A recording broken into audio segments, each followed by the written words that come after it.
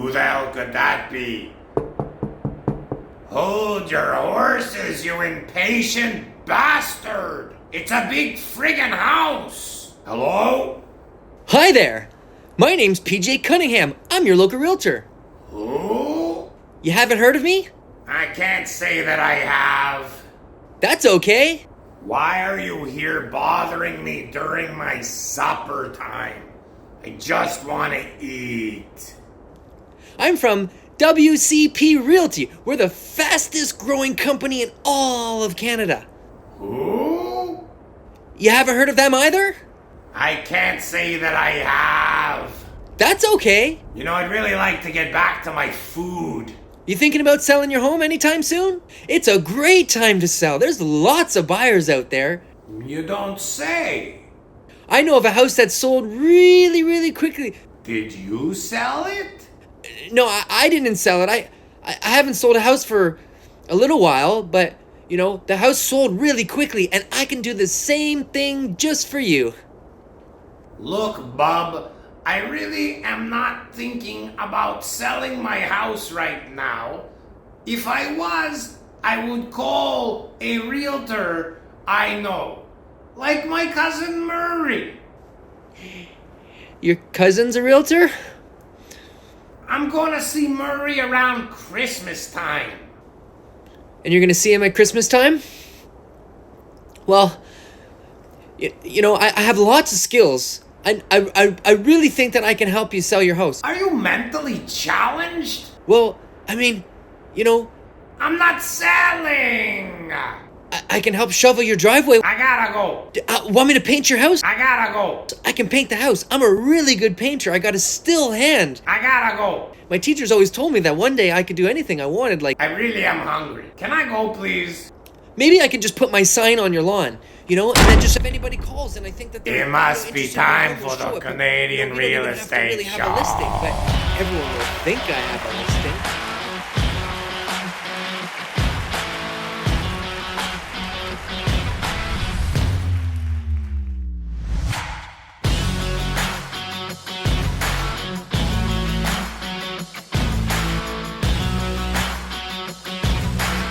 Let's go blue. Is that a Blue Jays jersey? It's our Blue Jays jersey. Blue Jays, like, is it like a big day? Is it like a draft or something like that today? Or are you just kind of feeling blue? Well, hopefully by the time we release this episode, we're celebrating the signing of Shohei Ohtani here in Toronto.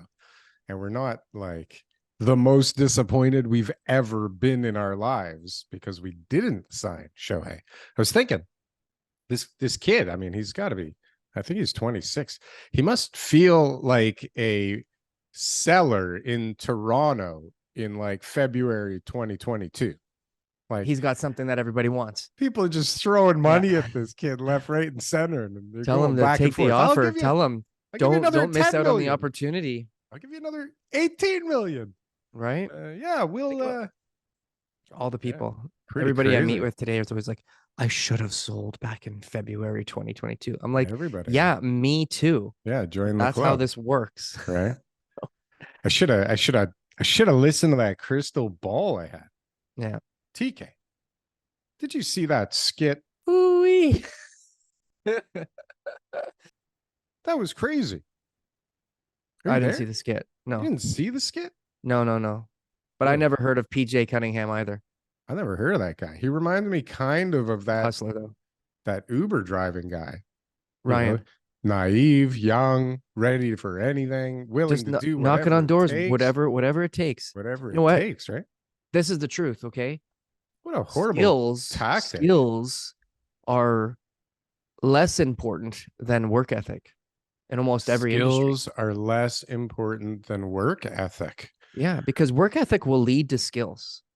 You know, if you Work really ethic will do lead what's to necessary skills. on a day-to-day basis, if you want to fix cars, but you have no idea how to fix cars, but every day you show up at 6 a.m. and you work till 9 p.m. fixing cars and you go to bed and you all day long, you're running around looking over everybody's shoulders trying to figure it out. Eventually, you're going to have the skills. if you have the desire to have the Well, skills. if you're right? doing that amount of work, that volume, I Right. just said he's doing 15 hours a day. But That like, means you're going to build up those skills. Where the guy who comes in, who knows everything, but he shows up at 12 and he leaves at 4 and he takes a 2-hour lunch break and then he doesn't really think about any of the cars or anything like that on the weekend and do research on the newest technology, he's going to get how passed. how I'm going to many hire the new guys guy. how many guys in your office are you describing right now Not in my office, but in the industry in your itself. brokerage? In the Right? industry. In The the industry. industry, it's a bunch Yeah. of dinosaurs, right? But TK, and that's a great segue into like that tactic of going door to door, knocking on people's doors that don't really, you most likely aren't planning on selling their house with you, of all people, the guy that just showed up, unannounced.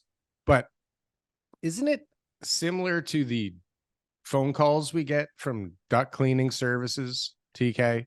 Like if you just show up and like, hey, how's it going? What I'm sure you're not doing anything right now. Why don't you talk to a stranger about selling your most valuable possession? Yeah, like, comment, subscribe. I'm double subscribed. Do it yourself. Didn't get to fix the show though. Didn't get to fix the show. Guys, thanks for watching today. If you haven't yet, drop us a like, comment, and subscribe. Hit the bell and be like Don. Get another YouTube account and double subscribe. Double subscribe like Dawn. You're telling everybody else to subscribe. Well, have you double subscribed? D is for double subscribe like Dawn. I think it was a used way of prospecting that, I participated in for many years and that many people had a lot of success in who came before me. It's a rite But of passage, son. today- You must do today- it because I did. Yeah, it's seriously, that's how it's positioned, right? It's like, well, I used to back in 1985, What are you, No, I'm not. you 100 too doors a day. good? You too good, you little bastard? right? Now, am I going to tell you it's completely ineffective? Like if you do it, you're never going to ever get a listing? Absolutely not. You will. There will be someone out there who is like, Yeah. you know what? I was just thinking about selling. What do you think I can get for my home? And now you can get your way into that house and talk to them about the services that you can be offered. But Thanks. TRESA, the new Trust and Real Estate Services Act, this is now a big thing going on with real estate because everyone's confused on what you can even say to people. What do you mean? There are scenarios where somebody can say, well, what do you think the house is worth? Right. And you're like, well, I'm not allowed to I'm tell not you. really here for that. I'm just not- here to broker a transaction. I What's can't all tell you that? what I think it's worth. Right. I can maybe provide you some sold listings in the neighborhood, Right. just some general information for Right. a house that my brokerage has listed. But I can't do that for another listing in the area because we don't have that one listed unless you say to me that you would like those services and you would like to be in an implied agency with me and my company. Mr. Buyer, I would are like you to interested in those services? No, I just want you to do half the job and leave me completely confused and Yeah. still take a commission. By the time you get this all ideally. out of your mouth, they're going to be like, huh? The fuck Listen, is this I got guy another talking appointment about? at 2:00. I got to go. Yeah. There's like But this it's the right website thing. that'll It's the do right it thing. for me now. There for are scenarios 1%? where consumers are confused. Agents don't disclose things. People are like, but I thought I had an agent. He said he was an agent and he was giving me advice. And they're like, no, he wasn't your agent. He was somebody else's. So it's pretty, in my mind, You have to prudent have give people the opportunity to be able to choose you as a representative or not at the earliest opportunity. so if you were a new realtor, a budding realtor starting off on the TK Butler team, on the Frank Leo team, right? Yeah. Would you suggest going door to door, or do you view like a podcast or some form of social media as a much better form of getting out there and maybe getting a potential listing than because people aren't the same as they used to be when you could knock on their door and they would be like, hey, look, it's something to do. Hey, Bob, like what's going on? Please subscribe. And Well, yeah, that's a great question. And I'm like 100% sure that it's social media. 100%. 100,000,000% sure. That like, and the investment in time, if you invested 3 hours a day door knocking and you put that into a social media Holy free social media cow. campaign where you're going out there and you're making videos, editing Unless you're a content. dud, like some You're- people try. Like I see a You'll lot find of your people. audience. No, you'll Yeah, find your audience. some people some have a people want pretty dud. small audience still for the amount of effort. But they those put are their clients. Not everybody's going to have as many as the next guy. Speaking of audiences, like TK, what the hell's going on? Right? Like, first of all, we're getting like a decent amount of people watching this show. It's Christmas time, so I feel appreciative, TK. So I think we should thank these people for actually watching the show so much. And we got something crazy. I got something coming down the pipeline for them. I don't know when, I'm not sure how, but listen, we got something for everybody who's been watching this show. We know who you are. We know we got the data. We know we see you in the comments. I know what's going on. We're interacting with you. We know who you are. You're not going to surprise us and say, No. "Oh, I swear I've been watching this whole time." We know. Guys, we've got a great charity that we're supporting. It's called Emily's House. It's a children's hospice. If you guys could go to getleo.com and check out Emily's House. We've also got a link in the description below. Any contribution would be appreciated. But for those of you we don't know, comment, subscribe, like. You can let us know. Something, for Christ's sake, let us know. We don't even know like what our audience is made up of, like who they people. are, what they Mostly like, people. but mainly people. Although these days you can't be totally certain. But TK, speaking of audiences, like somehow we are able to get a decent guest on the show today that, you know, the people have been saying enough with the fucking realtors already. We're getting sick of hearing realtors pump the market. So what did we do, TK? Somehow we landed the morning show host from like AM 640. And I think, you know, that's kind of cool, right? That Pretty much like a professional professional version of us. broadcaster. Yeah. Well, I mean, he's just, you know, been doing it for a long time, and he's the real deal, man. This guy's the real deal. And what is he doing here, you ask? Do we have a Making clue? a big mistake. A big mistake, and he's like ready to go, TK. He didn't know about the intro, so you know he didn't see the skit before he signed off on this. So he probably doesn't that's know all stuff that anything we do. about the show. We just throw it in there. Well, why would he know anything about the show? That's our sales pitch. It's not really. Hey, you want to come on our show? We promise that you can edit. Well, I went on his show before it goes live. and so I was like, hey, just kidding. Maybe you want to come on to my show too. Yeah. Right. You and nobody you would think heard me that on you would his be show, asked to be on the that I radio know. more often, Darryl. Other than you, TK, you heard me. Yeah. You were I listening. heard you. Yeah. My partners heard me. They thought I sounded brilliant, but I heard the playback and I thought I was a total tool. Well, that's normal. Are you there, Greg? Yeah. Hey guys. Oh, it's great. We never get a post game analysis like this for our interviews. So I'm remembering that you were on about 2.5 months ago, 10 weeks ago, maybe 11 weeks ago. It was a while ago, but actually, I think the Blue Jays, and this is not related to Shohei Ohtani, I don't think, is you had gone to a Blue Jays game and had seen the state of downtown and had I'll put you down as indifferent. And yes, and you had ruminated about it and talked about it. And so the Jays must have been playing in late August, early September. So maybe it's more like 3 months ago. Yeah, probably closer. They didn't have home 3-4 playoff months games ago. the last time I checked this year. And I just kind of threw a tweet out there saying, hey, like me and my son just kind of walked by a home underneath the bridge here. And it looks like he's got some neighbors now, and it's kind of getting out of hand. And somebody Are you getting a lot of guests these days from Twitter, Greg? Is this the best place? I'll take anybody who wanders by. Nobody's and to Darryl's point, I'm special.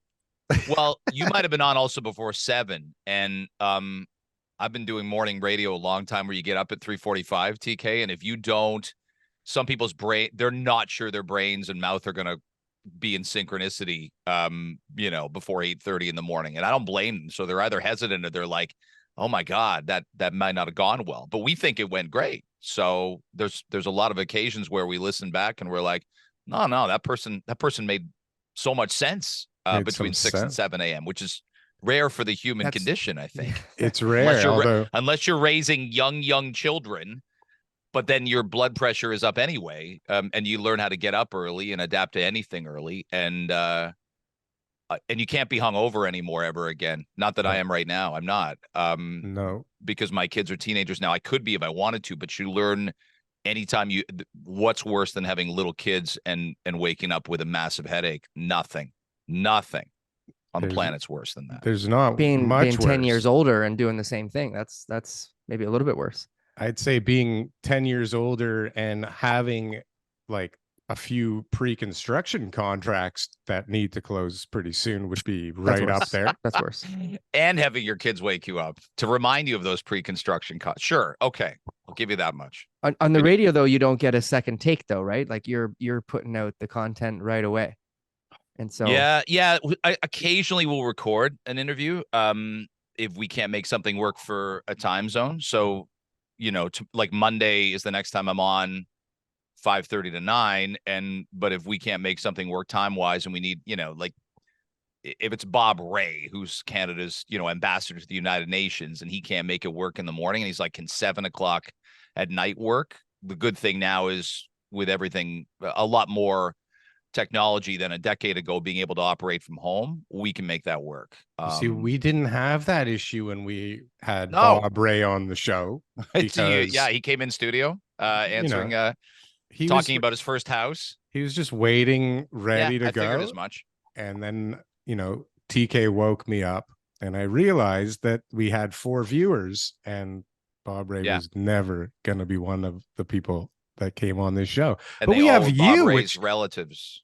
let's talk about Greg here. So Yeah. Greg, I got a bone to pick with you now, right? Oh, Because Yeah, let's have it. I've been inviting have you it. since January to be have. on the show. right? And Darryl invites you one time in I the middle know. of the summer, and it's See? like the red carpet is rolled out. Scratching but he backs, did bro. follow up, and he's like, "Hey," like he was like, he kind of knocked on the door lightly, and then he threw like a rock through the window a week Right. later. Like, "Hey, what is this? Like, Yeah. why What's hasn't up, anybody bro? returned my message?" So You I'm don't- lousy at that sometimes, and I will tell you, I noticed this morning in my Gmail inbox, TK, I passed the 2,000 message mark of unread messages. It's Oh really my embarrassing. God, you're worse than my wife. Yeah, it's now I find women do the open windows thing up at the top. They've got like 38 windows open, and that drives me crazy when I walk in. My wife's a journalist, and when I see 38 windows open, I get anxiety for her. But so I'm a don't read all the emails person, but I'm like, I need like 6 windows open max so I can find something at a moment's notice anymore. But you're right, but here I am now, and Well, so we're connected. It's like water under the bridge here. Water under the I bridge. and I wanted to wait until interest rates stalled out. TK, I thought that was important. I didn't more want to sound interesting. too angry about Tiff Macklem and rising interest rates the last several months. So I wanted to wait it out until it looks like we're headed towards a bet. When's the next time they're going to lower? You guys tell me. That January, is a February. We're great going down a half question. point. Ooh, I can't Benjamin Tall believe. saying in the spring. Yeah, I can't believe how quickly it feels quickly, but maybe it's been a while. Like sometimes I don't even know what month we're in anymore. But it seems like it'd be foolish to start cutting soon. As much as I'm hopeful that they do. I mean, I have to renew my mortgage. I'm floating around with this ridiculous rate right now, waiting to see what happens. But I mean, as wonderful. When do you do? When's your mortgage due? Well, it was already due, and now I'm in like Okay. an open waiting to see what my next move is. Because I do think they're going down. I think it's so what's the word like it's not the right move for the economy overall to start cutting rates right now. I don't think, right? But it's hard to know anything because do you believe any of the numbers that you look at that they give to us? It's interesting. Yeah, I think that's an important question. I'm due in November next year, so I'm hoping we're 1.5 lower. I'd sign up for that right now. Are you on a fixed, Greg? It was fixed until November 24. Yeah, so it hasn't moved. So it's under 3. Yeah, I want to say it's like a 2.8 Ooh. or a 2.75 or something like that. And so we would have signed for that maybe a 5-year in end of 19. Maybe we did that in the end of 18. But anyway, so it's coming due November of 24. So, but we all have friends that have seen this, seen it pop. The one thing I think that concerns me that it's so high is you can't build when the rates are this high. You can't get people looking, they're hesitant to buy their first home. They want to wait a year for rates to drop. You're telling construction all these municipalities, the province, and now the federal government are going, build. We're way behind. And their costs go up as well, right? Like it is, I think it's become a self-fulfilling prophecy that people are like, we're not going to build and we're not going to buy and we're not even going to, put a down payment on something until it's a more reasonable rate. So I get that the high interest rates are meant to stifle inflation and discretionary spending, but this is essential spending to build houses, and you're jamming all these companies. Like, it was one thing when they said, let's take the GST or HST off. I think it should be off every single build. I think it should be for subdivisions that are going to be $1.5 million homes. Take the GST and HST off that and give people at least that room to breathe until rates are down closer to 4%, 3.75. But that's me. Maybe it's easier said than done. Have you talked on your show about the Polyevra housing hell video? I watched the video with I had my video. 17-year-old son watch it. He's going to go off to university next year. Look, it's a political ad, but here's what it is. It's compelling. It puts some things in place, but like a political ad, there's a little bit of, there's no mention of the provinces, right? Ontario controls landlord-tenant business. Ontario controls rent control. Or I should say that's their jurisdiction. So there's a lot that's sort of all pushed towards the prime minister when global inflation is again, inflation ain't just in Canada. The three of us know that, post-COVID. But the U.S. economy is recovering a ton faster than ours is. And that did get documented in the video. I just thought it was really effective communication, and it leaves the federal government looking around going, how do we match that? And just as a greater point, how do we want match that? Yeah. How do you it's drama. 15 minutes. They're drama majors. They should be able to match that easily. Right. But, for all of us who have, 90, 120 second attention spans nowadays, to sit there and watch it for 15 minutes and be like, oh, that flew by. Mm-hmm. That's a really good sign that it's good communication. And I'd advise, like, if you want to topple an incumbent government, if you're say, Marit Stiles and the NDP, if you're Bonnie Crombie and the Liberals, you make videos like that about healthcare and education in the province of Ontario, you're going to win. But if you just keep, yap, bark, and don't put something really effective that compels people, you're not gonna knock Doug Ford off anytime soon. They need to think like the Polyev conservatives think in terms of reaching people. And I thought it was really effective communication on it, again, whether it's all valid or not, and no matter what's left out. It's like a movie trailer. It makes you want to see the movie. Right before you jumped on, Greg, with us, Darryl and I were talking about, he said to me, would I give the advice to a new realtor to do door knocking or social media as their initial prospecting method to find new clients? And I was like a resounding 100% social media. And now in the political arenas, this is what it was before. They would go knocking on doors and canvassing and everything, and that was how things worked in order to be able to get your name out there. And obviously social media is a huge tool now that people can use. And that video, I mean, yeah, like you're absolutely 15 minutes. I was captivated the whole time. I wanted to see it. I don't think I've watched a 15-minute video ever on Twitter because I'm not on there, but that was the first one for sure. Like, who's not affected by this right now? Whether it's, like, even if most people they either have kids coming into the market or they have parents coming out of the market and it's not the best time for that, or they want to move up in the market or they need to move down in the market. Because like you're saying, okay, you renew in November. There's all these articles saying, about this cliff that's coming up, the renewal. We've been talking about a renewal crisis for like a year and a half already.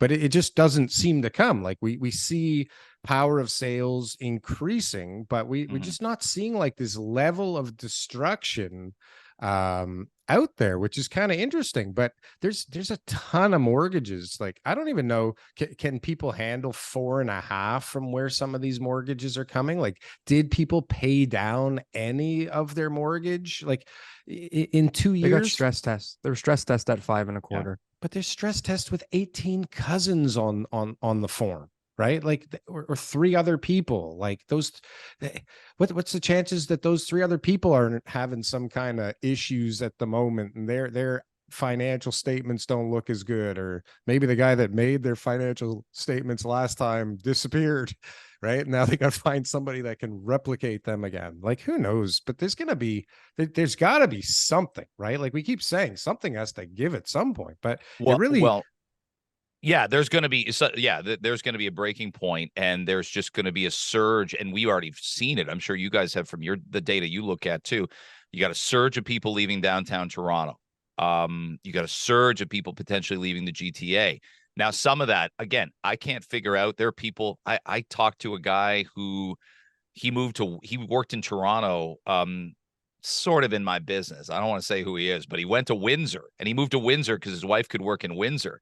And then a year and a half later, they're like, yeah, you need to come back from Windsor and be in the office 3 days a week. And like, he never thought that would happen. And I'm like, what's wrong with you? Of course that was going to happen. You can't, like, he bought that place they moved to Windsor in the fall of 2020 when everything was still very, very remote, like pre any sort of vaccination or any kind of office revival. And I'm like, how, without calling him, like, how could you be that dumb? They're going to call you back, and they're going to want people who are in 3 days a week instead of 0. And then they're going to want people, depending on the job, right? Like, you guys don't need to be in offices to make your phone. I need to go in to do what I do best. I can't do it from my basement down here, waking my household up. So whatever. But you're going to go from 3 to 5 days. So bottom line, you've got a lot of people who are sort of now understanding that in-person is still going to matter for an awful lot of jobs, not all of them, but you've also got a scenario where, to your point, Darryl, like I don't want to lose the value. We bought here in Ajax in 08, summer of 08. But sorry, summer of 09. So we've been here close to 15 years, 14 and a half years. We don't want to lose the value that we've seen swell up in our place. But when we look at our kids who are 17 and 15, boy, well, yeah, what's the balancing act? Like, are we going to they'll have to be sell? okay with condos the next generation. They'll be fine. Well, but we all lived in, but as I mean, I didn't own until I was in the States, until we bought a 3-bedroom ranch house in Livonia, Michigan, in a nice school district in Michigan, 3 bedrooms, finished basement, and we bought it for $159,900. What year? 2002. How much? 179? Is that $159,900? 159, even less. This My story's like funny because like a basement. Because as TK was saying about the stress tests, we had a proper mortgage. We had a 30-year mortgage. I'll tell you, my first interest rate was 7.5%. But we didn't have a big mortgage because we probably put 30 or 40 grand down. Our mortgage might have been, $110,000, $125,000 to pay off. But the subprime mortgage hits the States in 07. And we're seeing all these first sale and foreclosure signs all around us in our neighborhood. And we're like, this isn't good. So all these subprime places, people start to go under. Then all of a sudden your neighborhood becomes less desirable. All of a sudden it's just a ripple of, it's a trickle down effect to where it's like, we ended up selling our house on a short sale a year after we put it on the market for about $108,000. Oh, like we didn't want to foreclose, but we couldn't get back we were underwater with the mortgage, and we'd done work to it. It got appraised at about 186 for about a year, like 4 years after we'd been there. We'd done work on a new bathroom, new this and that, and we got it appraised at 186, and we sold it for 108. But those were the horror stories of living in the States, and Michigan got just blasted with the auto industries, right? There were huge federal bailouts. This is a year before Bear Stearns and all the financial companies getting wiped out. But we had it in the worst way. I hope we don't see that in Toronto. I hope. But I've lived through it, so I know what that feels like, to start looking around going, none of these signs are good. I don't think it's going to happen, because mortgages are just harder to get here for better or worse, right? They're harder to get here in Ontario and in the GTA and in Canada right now. Unless you know somebody from Brampton, then they're super easy to get. Just to relate that story, Greg, to today's markets. I know I talked to you about this before. You had already moved to Canada while your house was for sale, correct? Correct. So your motivation was high. Oh, wow. And so, Well, yeah, I got a job in late November 07 on the Mhm. station I'm on now on 640 Toronto, doing working with Bill Waters, the former Leafs assistant GM, 4 to Awesome. 7, doing So sports, and cool. we were going up against Bob McCown trying to, because we had the Leafs on our station then. The Leafs rights were on 640 before. This is all like years before the Rogers Bell merger, and they get in with Larry Tannenbaum on MLSE. So I go there in fall of 07. I don't think that deal happens till 2012. And I went to the Fan 590 in summer of 2010. But yes, we've got I make that move in 07. My wife's home with a 18-month-old, and we're 4 months pregnant with our second, and she's only Oy. working 3 days a week. Oy. So it wasn't keeping easy. the house wasn't in the cards, right? And similar to those Easier situations not now, to. because Darryl sometimes asks me like, well, why would people sell now and all this? But everyone's got these different scenarios. And so Yeah. for somebody who bought in 2020, 21, 22, like your friend in Windsor, let's use that as an example. They Oh. bought in fall of 2020. Let's say that move had happened in the summer of 2021. Prices are lower today in most of those markets than they Yes. are. Fall 2020 may be comparable. He might be able to get it okay. But if it was 2021, he would not be able to recover the amount of money that he initially purchased the property for. And then when the company calls you back and says, hey, your job that you're making 6 figures now requires you to live back in Toronto. And let's say your spouse's, job is maybe secondary, or for whatever reason you moved out of town, that reason can be sort of overlooked and you guys are able to move back to Toronto. You're going to sell that Windsor house for whatever price you can get, because at the end of the day, you're going to need those funds to be able to move forward. The next bit to the storyline that I'm talking with people is maybe you have to rent in Toronto, rent the house out of town. That's what like, I was saying. Is got like, no options to sell, and then Yeah. so now they're they don't have that security of owning their own home anymore. They're out of the Toronto market.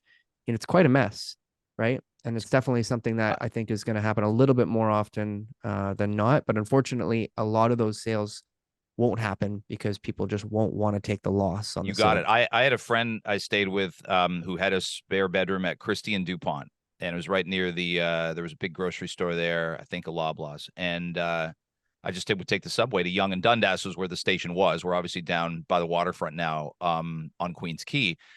But yeah, I was lucky to stay there rent free. I'd certainly throw him a few $100 a month for whatever I was using, utilities or power, whatever, and buy him dinner a few times with his girlfriend. But I was really lucky to have a spot to just sort of kind of squirrel into for several months until we could get our baby born, get our act together. We rented a place in Ajax for 1 year, and then sort of aimed at summer of 2009 to buy. The funny story is that our mortgage was with a company called Washington Mutual, and I remember calling them, going, "Hey, we want to."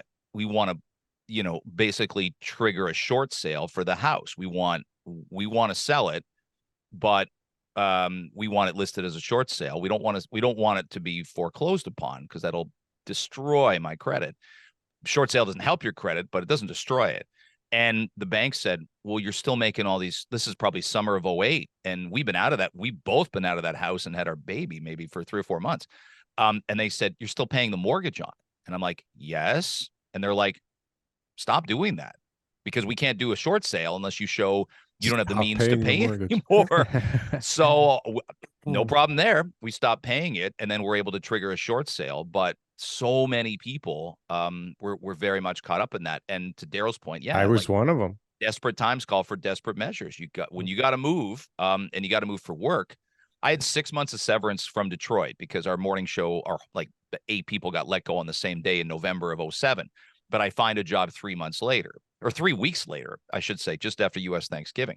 So I'm making decent money in Toronto, plus I'm getting 6 months salary from Detroit, but we're also paying for 2 mortgages and moving costs and the rest. So we're just hanging on, knowing we've got another baby to come. And yeah, I mean, people are like, how did you get through that? And you're like, came out okay. Yeah. You just do what you don't even look back at points of crisis and go, you just get through it. You're like, it'll get better. It'll get better. It's sort of like you start off in radio making like 27 grand, and they're like, well, how'd you know to stay with it? And I'm like, I started making more than 27 grand. That's how I knew not to be doing it. 15 years later. You better move up the ladder with anything, right, guys? Real estate or being a paralegal or anything, construction.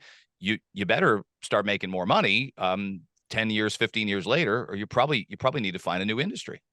Yeah, we're not going to give up on the podcast. I read between the lines what you were trying to say there is Yeah, that we're is not that what making he any was money here saying there, and that we should give it up. that what he was But we're not telling going to us? do it. Okay, we're resilient. I'm not And, sure I'm helping draw no matter advertisers what. and revenue, but Well, if it sells one extra house for both of you in the next 10 months, I'm Well, thrilled. here's a great way that we're going to be able to get a good clip because you're a sports guy. So the mansion, this is a great story here. The mansion that was sold to Shai Gilgeous Alexander, who I don't know who he is, but That's obviously right. he's a Good Toronto basketball, born, good NBA player. good NBA player. With this And- crypto scam? And so he bought a house in the GTA, and the courts basically just ruled that his sale is to be null and void because there was a non-disclosure of the fact that there was a dangerous environment where the crypto king who had been renting the house before was getting threats and all that kind of stuff. Have you followed that story? Oh yeah, really familiar with it. And that case moved really quickly. I was surprised the courts took it on that quickly. Usually you're like, well, that'll get settled by the end of 2025, but they moved really quick on it. Yeah. And so here's a tie to our show here. So the owners of the house, all right, I sold a property in Whitby, and the Durham region had a need for a homeless shelter. And so they got funding from the province and they bought a property that I had sold for a client. We put it on the market. We got, top dollar for it at the time. And within a year, that same buyer sold it to the province for a $5 million A profit. different top dollar. Yeah. Okay. Yeah. Because the province had gotten $18 million in funding. Sorry, the region had gotten $18 million in funding from the province.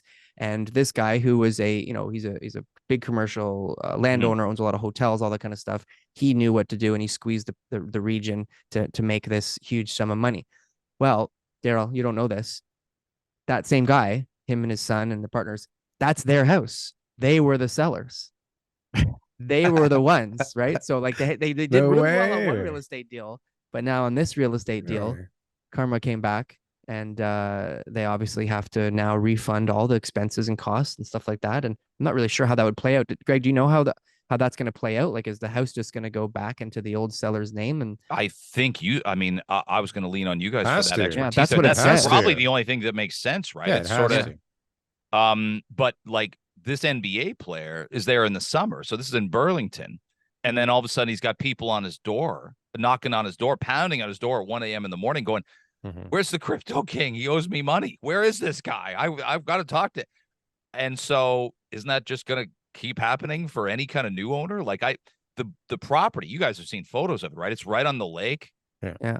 Gorgeous. Incredible. It's got all this wall of stone with the lake and then a private dock and everything. I mean, Yeah, I'd keep going back to that guy. I don't care where I get my money I'd buy from. it. I'd buy the house. I'd Forget live in the that Well, house. yeah, Just keep but- going but with your would you money, buy- right?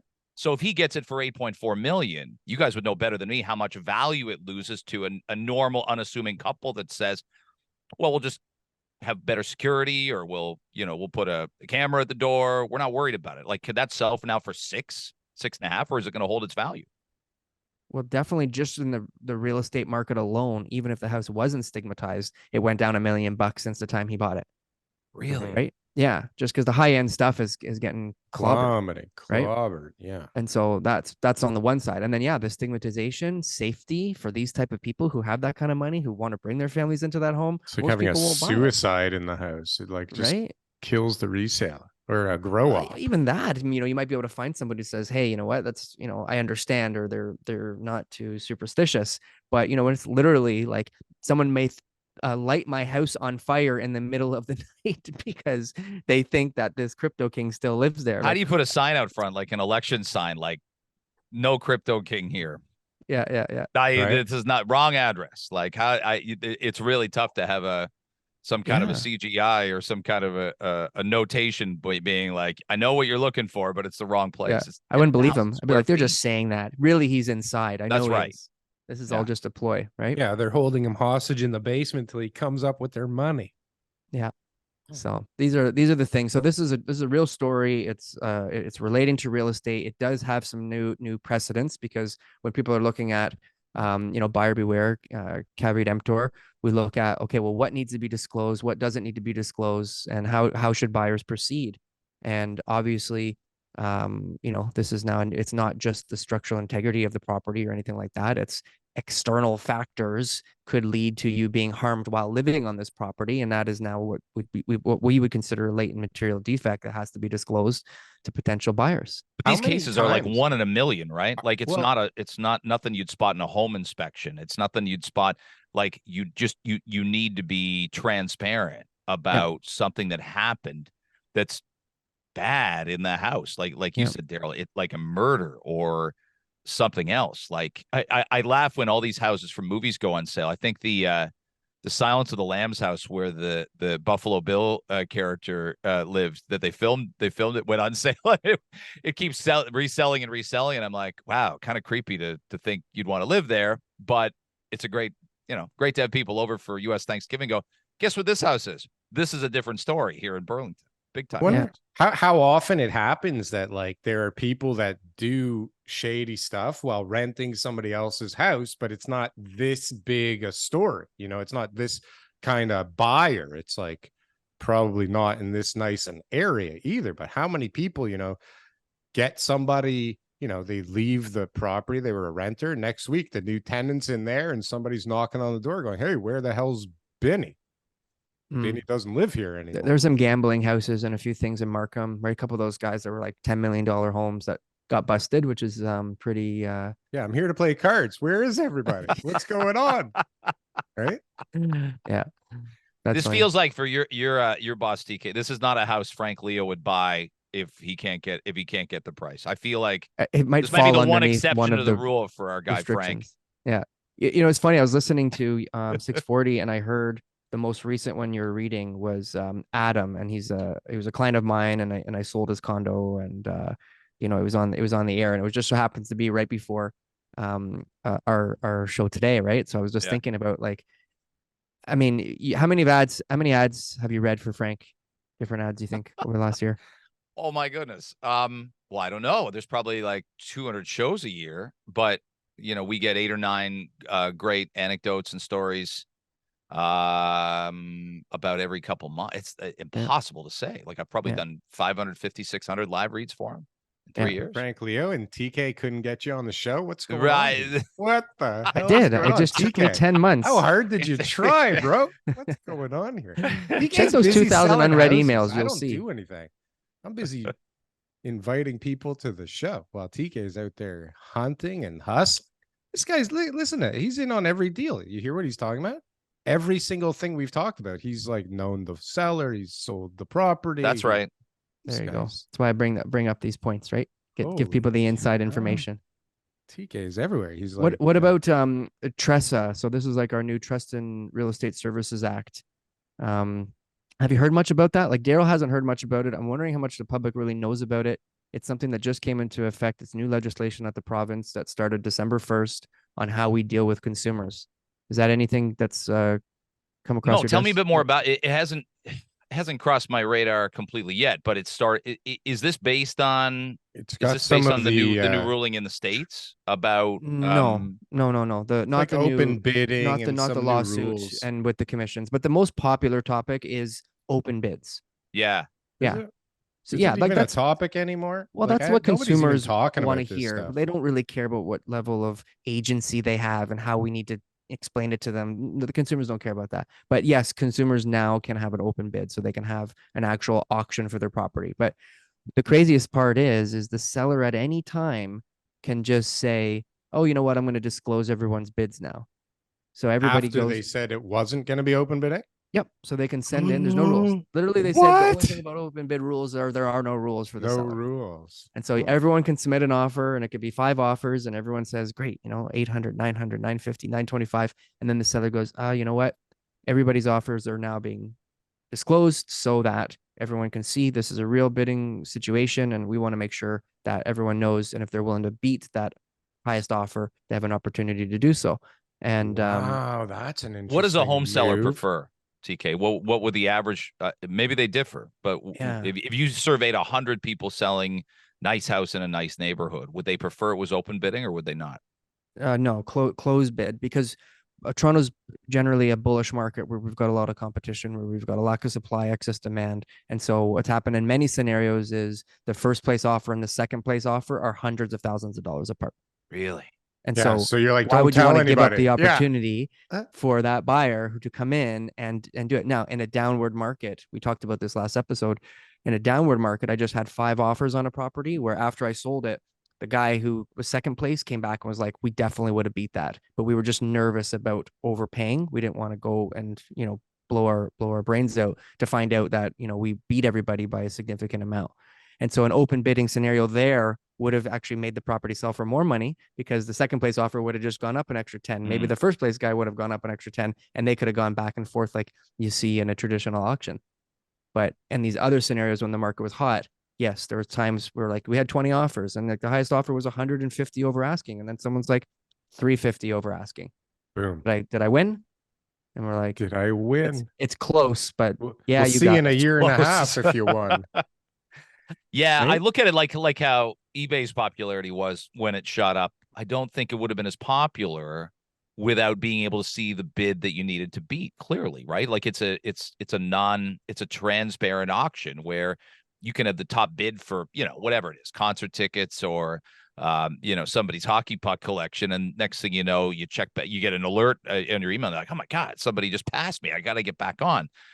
So I think for the real sharks who are being competitive about it, I can understand why people would want to know if somebody lapped them. When we bought our house, we put a bid in, and it was like, oh, they're not. We heard from our agent. He said they're not even going to counter bid. They're like offended that you're, whatever. It was like we might have gone 15,000 under This their came out of ask. Michigan. You're just Yeah, they don't know. Well, yeah, but we probably looked at about 20 places. Under asking, you fool. Right? We bought this. It's 2009, and Okay.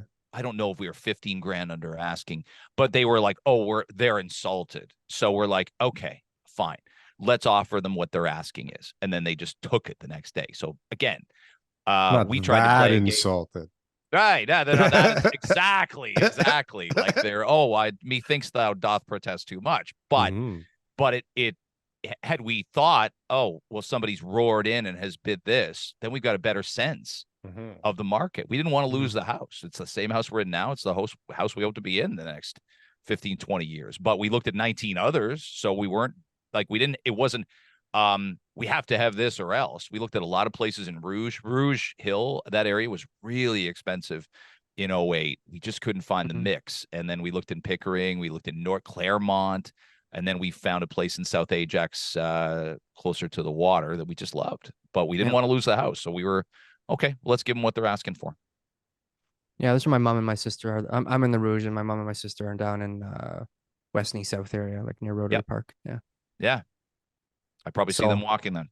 Yeah. I'm not sure what I would want to do as a seller right now.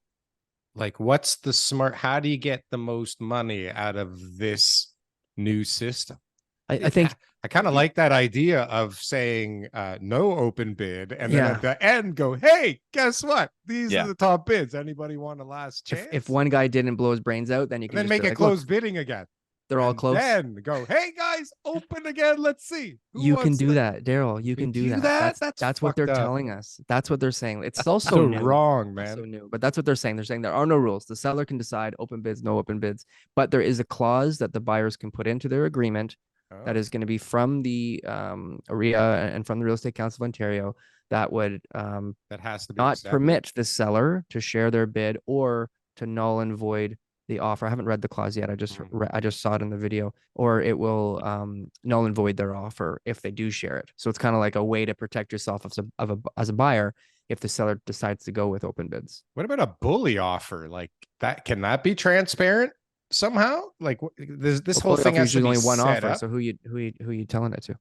We'll just show it to the world. Here's my offer. It's open bidding. Hey everybody, I got an offer for 1.8. Let's go. Anybody want to beat this? Asks. Yeah, they're on the ask. Well, who you can't go on TikTok right away. Podcast, no one's watching it. You go on TikTok right away and go, hey, I just got an offer for 1.8 on this house. If anybody wants to pay 1.810, it's yours. Yes, you can do that. Can you really? That's so crazy. I'm often like that with sports where you're like, oh God, that seems like a real overpayment. What was the second highest bid?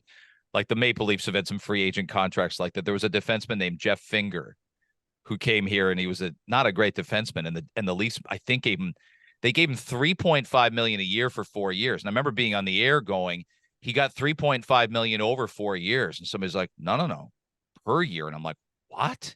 So then you're like, what on earth?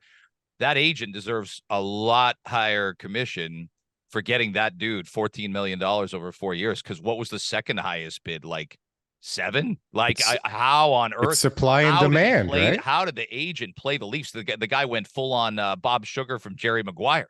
Like, just went cutthroat, like he's cleaning a fish to the other teams and just got them, got the Leafs in a tizzy, thinking, oh my God, we got to have this player. 14 million for 4 years. Okay, I guess we'll do it. Like John Tavares, right? $11 million a year. I get that because someone else is going to give him 10 or someone else is going to give him 9.5. And what about Shohei? Shohei is same thing. Like, it's gonna be 50 million a year or something crazy. And you're gonna hate that. He's 29. You're gonna hate how that 50 million lands when he's 36 or 37. Unless he's 41. Unless he's Tom freaking Brady, and maybe he is. Like, he's already not pitching next year. You guys know Miguel Cabrera, right? For the Tigers. Great player.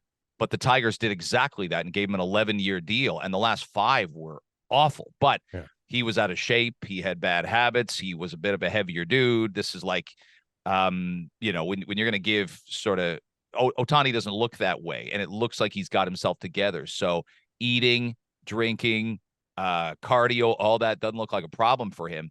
But the human body's just not going to. I'm watching Christine Sinclair this week. Amazing, wonderful, greatest ever. But she's 40 and she's out there running with 24-year-olds. And you can see it.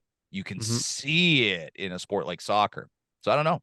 We'll see where the Ohtani thing goes. But first 5 years, I bet she'd be great. The last 5, not so much. So they better win a World Series in the first 5 years. I'm trying to remember. Like, what was it like when Clemens was a free agent? I don't remember it being so crazy, but then all of a sudden, like, Clemens was a Blue Jay.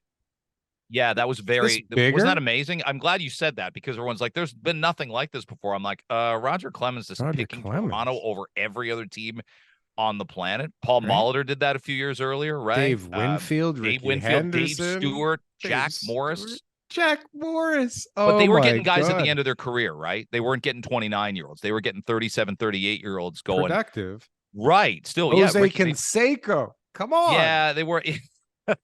They weren't going to win when they got him, but you're right. Like guys like, I think Winfield was literally 40. Oh, 42 or something. Ricky Henderson was like 38 or something. Like Dave Winfield was older than Cito Gaston, I think.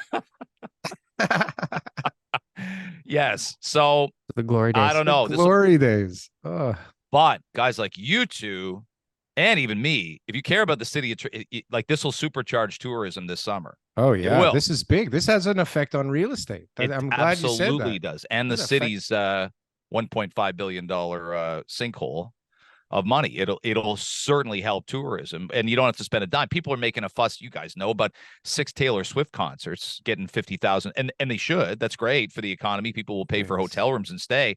If you're Ohtani's the favorite player of 40 million people across Canada, 125 million people in Japan, a ton more people in the Far East. Yeah. So people are like, why would he do this? And I'm like, because they've sold him that. No one can be the most popular player in America because there's Yankees fans and Dodgers fans and Astros fans and Red Sox fans. You can do it in Toronto. Kawhi Leonard did it for a year. Didn't seem to affect him. We will put you on a pedestal.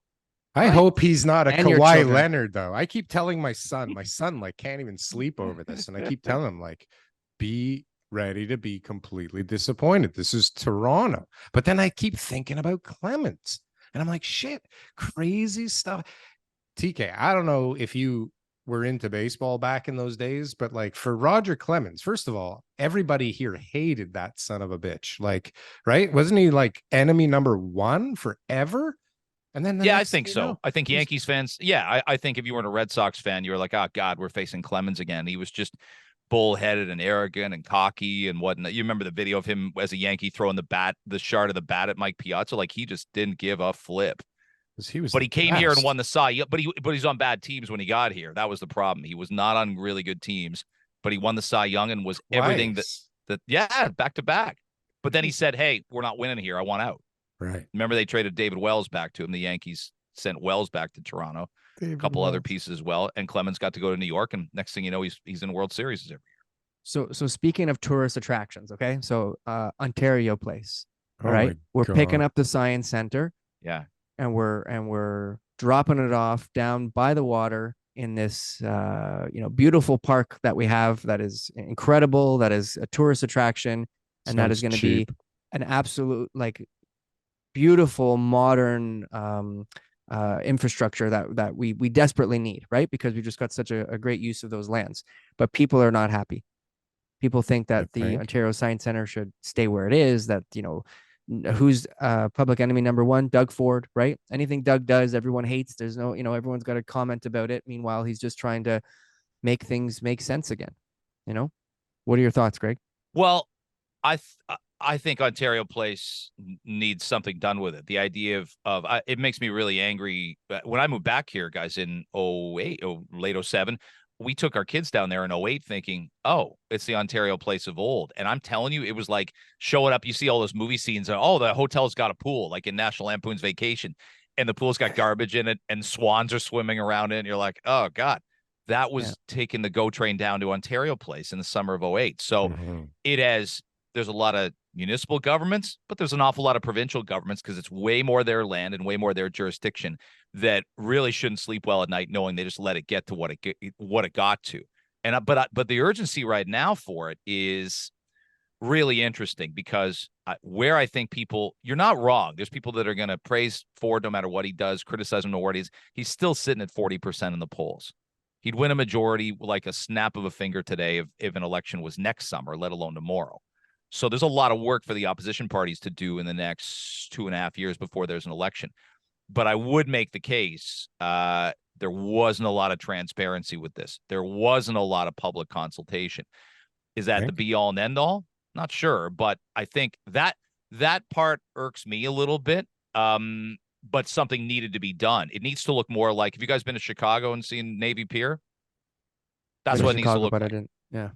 So we went there maybe in 2000, 2001. My wife and I, before we had kids, we just had the best time for like a day there. You can boat tours and restaurants on there. Like there's nowhere to eat. You can't make a day. Everyone's like, oh, everyone's down at Ontario Place for a full day. I'm like, what would you do for a full day? But if you got restaurants and you got attractions and you got things that the Science Center, you can make a day of it. And we really need that from exactly that. You're going to a 7:07 Jays game. Let's go to Ontario Place for 5 or 6 hours before. The only people there right now are jogging and biking and maybe having a picnic of their own, but there's nowhere to do anything else or the concert. Like, and remember this as well. I'm a London kid, but we'd come up and go to the Ontario Place Forum with the rotating stage. And I bet you in this era of social media that people are like, no, don't make a new concert venue. We like it the way it is. The stage moves around and you can sit on the grass up top. I mean, it's a phenomenal venue, Bud Stage is. Phenomenal venue. And so that's a case where, it was worth digging up some land to create progress and to create something that stimulated the economy and made people want to come back. It's one of the best sheds in North America for that kind of venue. It's a shame we have a climate where we can only use it 5.5 months a year. Seriously. But we should have enough money in the budget. Like we spend so much money and developers put so much money into these Section 37s and parkland dedications that we really should have enough money to put like a dome over the entire Ontario Place so that we could use it 12 months out of the year. But at the very least, we should have been able to like make it usable and like somewhere to go. Like when I grew up, that was the place to be. Like you bang around the water slides, friggin' rubber thing, everything. burn your ass on the water slide and like come close to death 3 times. And that was living. Right now, it's like they don't even cut the grass. It's like it's a real nightmare over there, right? Yeah. So I'm very much in the middle on it. I get the government needed to do something. I think it's very over the top with what it's going to be. I'm going to tell you, I think the spa is going to be a big hit. but I don't love that. I think it's gonna like everything's privately owned. The aquarium, Ripley's, is that owned by this? No, that's a foreign company. We didn't have a problem when the Jays were owned by a foreign company that was Interbrew, like breweries from Scandinavia. I think they were Danish. So we don't we just want to see nice things, and I think the spa will be that, and it'll be busy and it'll be popular. And Canada's nothing's cheap, guys, in Toronto. Canada's Wonderland. Take 3 kids up there, get a beer halfway through there and buy lunch, and it's a $450-$500 day. Like, what are we talking about? Of course the spa is gonna be in that range. It's not gonna be $5 a massage for an hour. Come on. But there'll be options for people. You still want to walk your dog. You still want to be in an environment like the Yes. harbor front or anything like that. You've got all these free admission, and they're actually incorporating a lot of free admission stuff too. That's not going to be just pay as you go. But the Ontario Science Center being down there, I mean, I don't know anybody who would say I'm going to go to Toronto and I'm going to jump on a bus or an Uber and go all the way up to right now. That's how you have to get there. Obviously, we'll have the Ontario line and Soon there's everything. a And the subway, transit yeah. will increase. Soon, which would be great. But like, it's just not going to happen, right? Just for the Science Center. The Science Center is just it's almost like a filler. And so when you're on a trip, right? Great so place for condos. That Science put it all Center right put it all now. downtown, and then once we get everything on the eastern side of the harbor front, like that's going to be an incredible downtown city. Which we've got this like great lake. It's like this beautiful lake right to our south. We've got this amazing potential for a waterfront, like of international caliber, and yet we just don't prioritize it. We wasted the lake. The lake as this incredible Privatized it. creation. We've just wasted it for decades. And again, Chicago's right on Lake Michigan, and you can tell it and you can feel it, and it's just got that sort of atmosphere to it. We don't. The climate is the same as ours, so no excuse that it's only going to be usable for so much of the year, right? Canada's Wonderland's closed the same amount of time. That place is making a bloody killing. Yeah. Right. There's plenty of places that you can only go to in the warmth here. But anyways, Mr. Brady, thank you so much. We know you have a hard stop right now. We appreciate your time. I love being on, and have me on again in the new year. I loved chatting with you guys. Appreciate it. I'll email you. That. Yeah. TK will email you. We'll see. But then send an email a week 2030. later like Darryl did and be practically belligerent showing up about at it. the Going, station. "Hey, is this how Just say, I'm really? getting big timed here?" But I'm sure I'll see it. I think Frank's having a lunch in January. TK, Yeah, so good. I'll see you then. We'll look to visit there. Okay, great. Thanks, Enjoy your guys. weekend. Okay.